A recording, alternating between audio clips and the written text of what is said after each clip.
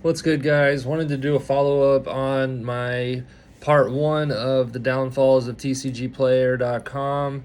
Uh, I covered about four different topics, I feel like, last time, as far as what to watch out before you get into being a seller on TCGPlayer.com.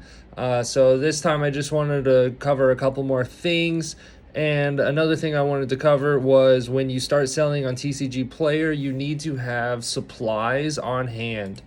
What that means is you're going to be shipping things, you're not selling them hand to hand. So you need things like top loaders, sleeves.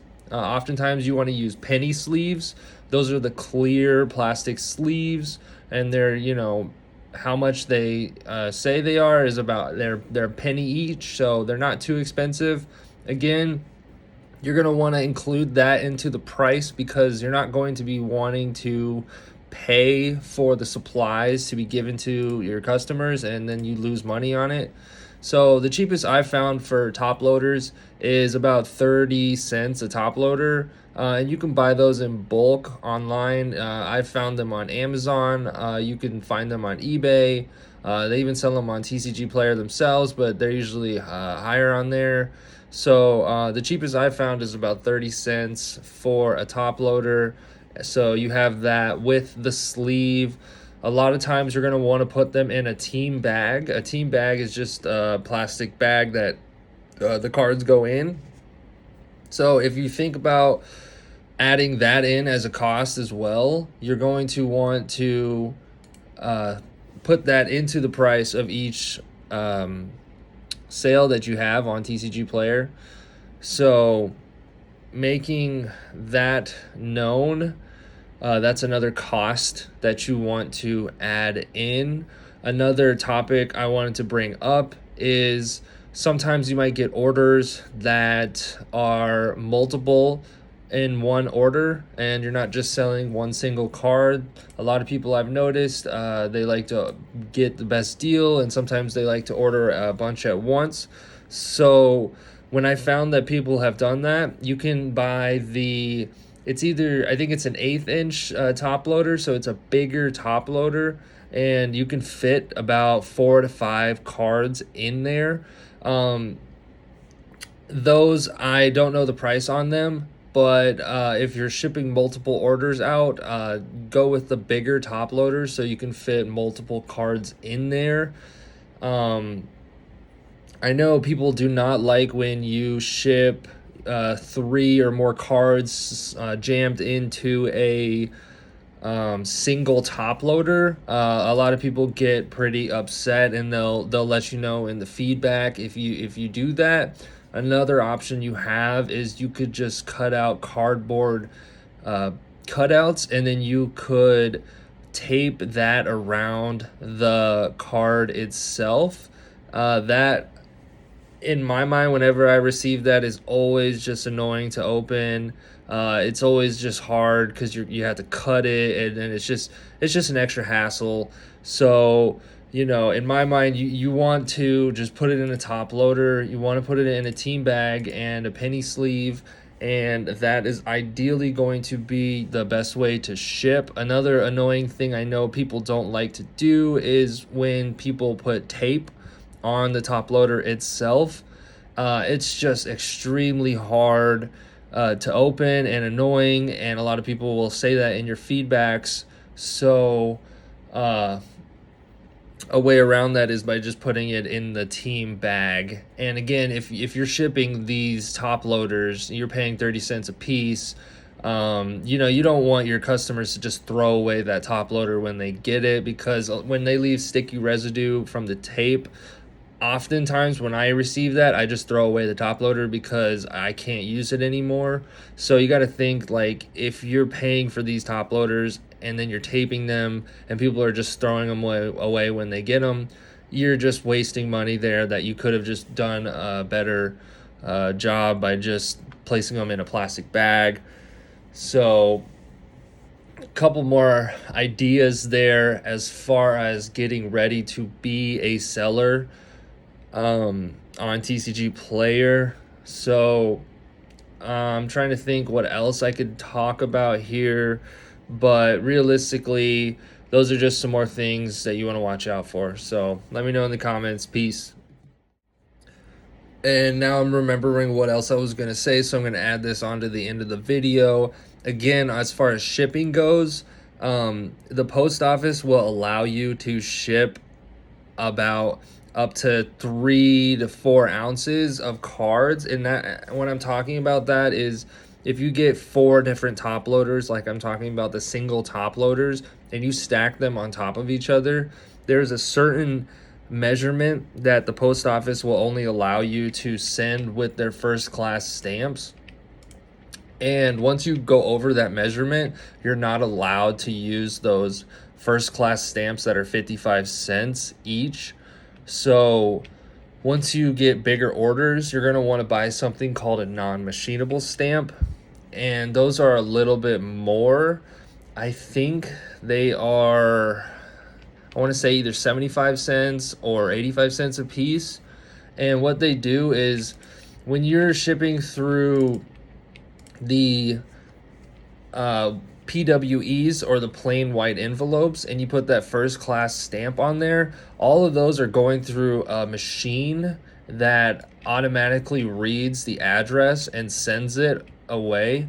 But at the same time, it has this kind of machine that clamps down on the envelope itself. So if you've ever noticed your cards feel kind of pressed when you get them, it kind of goes through a machine press when you use those first class stamps. So once you reach that certain measurement, I think it's about 1/4 inch, and once you're past that, you can no longer use those. And so what those non-machinables do is they get hand delivered, and they do not go through a machine press. So that's another thing you want to watch out for when you're calculating the shipping costs, because you'll provide these affordable prices, but buyers will always find a way to get the best deal. So they'll kind of surprise you with just like massive quantities of cards in one order, and then you'll be thrown off because you're just expecting to ship it out with one first class stamp. So you always want to be prepared and have those on hand, the non-machinables as well. And once you get past being able to use non-machinables, you can ship in something called a first class envelope, and that's if you're shipping at probably, I would say, 50 to 60 cards at one time. A lot of those bulk orders, they you can ship something called a first class envelope, which is usually about $1.05 to $1.75. And the post office will not tell you this. This is a secret that they just hate. If you try to come up with and say you want to ship first class envelope, they will get so triggered at you, and they'll try to charge you so much more. So I would just go to your local grocery store, or whoever has a post office location inside a grocery store or something like that, and just tell them you want to ship first class envelope. Bring the envelope with the address attached and no stamps at all. And then a lot of the times those will come with tracking, so it's nicer. But again, that's if you're shipping more quantities of cards. You want to do that. And so once you get past using the stamps and that first class envelope, you're going to want to use third-party shipping websites to ship all of your items. A couple of the ones that I know one is called GoShippo.com.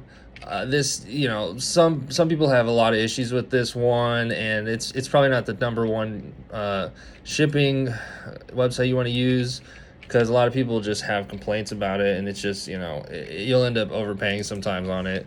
The other one that I recommend is called Pirate Ship. They're pretty good. They usually give you the cheapest possible shipping, and they'll ship overseas for you. But once you get over that 60 card limit, once you kind of start packing in bigger orders, you're gonna need your own shipping label before you go to the post office. And like I said, you can go sign up through these third-party websites, and they'll let you ship what's called first class package. That's different than the first class envelope. First class package usually is about $3.50 to like 4.75 or something like that. So again, that comes with tracking, but you want to factor that in. You've got all these things happening at once, and your buyers don't really care. They don't have that stuff in mind. So they're not trying to make it easier on you. They're just trying to get their cards at the best possible price.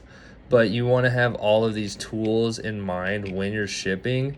And again, like I said, you want to factor in all of the supplies that you're paying for to ship this stuff. And you want to factor in that you could possibly have to pay more for shipping than you expected. So you really want to be mindful with your prices on TCGPlayer. You really want to add in the most highest amount you can to get these things sold. And, that way you won't be at a loss at the end of selling these things because you didn't factor it in the beginning while you're paying for, those 4 things that I talked about in the first video here. So again, you want to have stamps on deck. You want to have a third-party website to ship through. You want to have supplies like team bags, penny sleeves, and top loaders. And you want to factor all of those things into the price of shipping before you sell these things, because if you don't, you'll be at a loss. And all I wanted to do with this series was help people have a better understanding of how to start selling on TCGPlayer. These are some of the downfalls that people don't realize might happen, but they do. So I just wanted to help you guys out the best I can and let you guys know how to get started on TCGPlayer as a seller. So that's all I got for you. Went a little bit longer on this one, but that's the final second part of this series.